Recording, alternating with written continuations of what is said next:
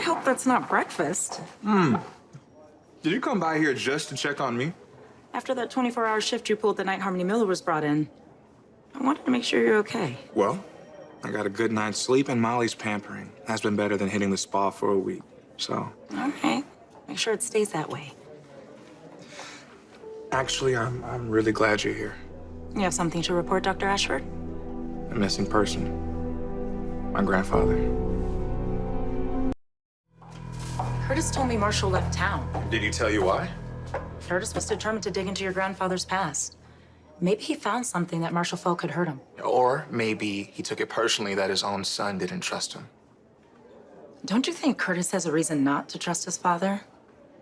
After all, Marshall left his family when Curtis and your dad were just boys. Pretended he was dead. And I have my reasons for wanting to find my grandfather and bring him home. Okay, I tried calling his phone, but it isn't in service. TJ, it's possible that... That Marshall doesn't want to be found. Uncle Curtis said that, but I need him to tell me that face to face. Okay, the trouble is, I'm a doctor, not a cop. And you're the police commissioner, Mom. Help me find my grandfather. Marshall told Curtis he was leaving Port Charles, which doesn't make him a missing person.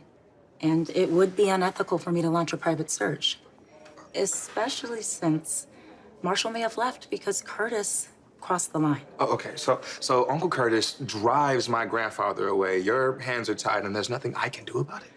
I didn't say that. As a doctor, you have your own powers of observation, as well as an ability to search for clues.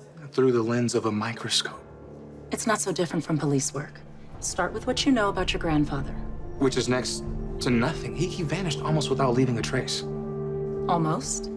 All Grandpa left was his clarinet and a note. Really? Don't go anywhere. I'll be right back.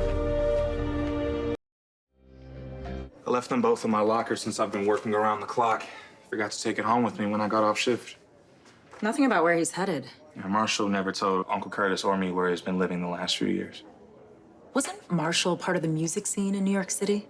With its 5 boroughs and 8 million people, where do I start, Mom? Maybe your grandfather left behind something more than just his clarinet and a note.